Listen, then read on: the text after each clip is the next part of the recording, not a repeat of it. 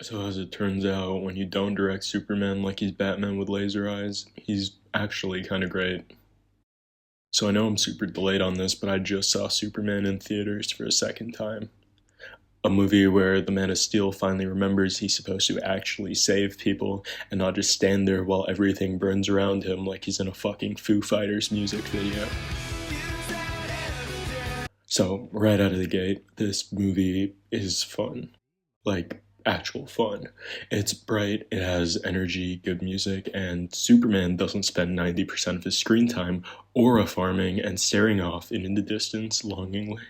James Gunn, who previously directed an IP that everyone knows and loves, Hamster PSA, and the lesser well-known Guardians of the Galaxy trilogy, honestly made this work very well. He made sure the movie had all of the right elements for a box office hit, including a sidekick that everyone loves. Wait, that one too, but no. Yeah, CGI Crypto, who was apparently based on James Gunn's own dog, was adorable and added a lot to the movie for the little bit of screen time he got. I did hear, however, that Gunn removed this scene of Crypto getting punched by Lex because of a test group reaction claiming it was promoting animal abuse. See, now that's some bullshit. I mean, James Gunn would never include something deep and profound involving animal abuse in a movie, so of course people hated on it. On the topic of avoiding animal abuse, Superman actually saves a squirrel mid-fight. In the middle of battling a huge kaiju, he flies over and saves a little squirrel like it's the most important thing in the world. Meanwhile, Zack Snyder's Superman watched an entire courtroom turn into ash and just stood there. Like, I love Henry Cavill, but man, he really didn't have anything to work with here. Like, bro, you move faster than light. Maybe use that to stop the bomb next time instead of practicing your Blue Steel impression. Acting-wise, everyone showed up like they were getting paid, which, in Hollywood, is apparently a big deal. Superman, David Cornsweet, actually shows emotion. He smiles, he talks like a human being, and seems emotionally present, which is definitely new.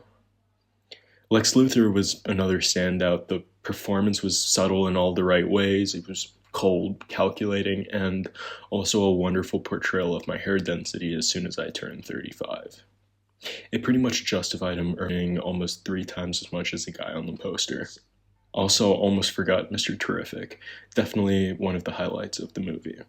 James Gunn basically gave him the Yondu treatment, giving him more emotional depth in 2 scenes than the entire DCEU squeezed out of a shirtless Henry Cavill over a decade. So I tried to find a version of the clip, but there's no legally published one out there currently, but this is basically a representation of what happens.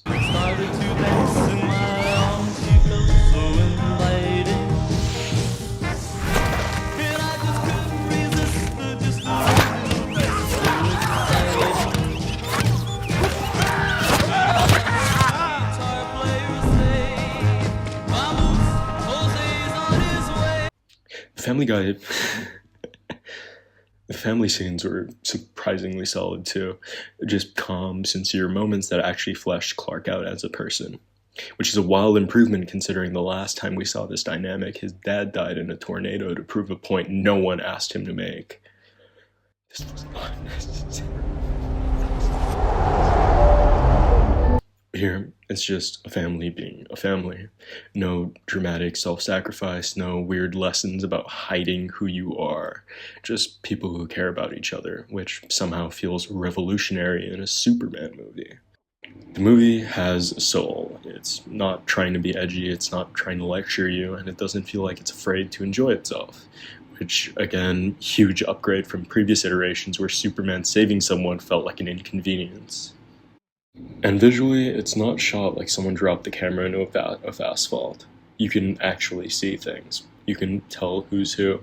The sky is blue, like real sky, and not the type of blue you feel watching Gal Gadot trying to act. Max Lord, you're putting yourself and everyone else in grave danger. I need you to give me the stone. What happened to it? Oh my god, bro. Oh, hell no, man. What the fuck, man? It's not flawless. Some of the dialogue is a little corny. Like you can feel the screenplay trying to squeeze a hope quote in every third line, but the cast somehow sells it without making it outright cringe, which is honestly very impressive. And for all the people who heavily criticize its dialogue, it's meant to be corny and cheesy. It's a goddamn comic book movie.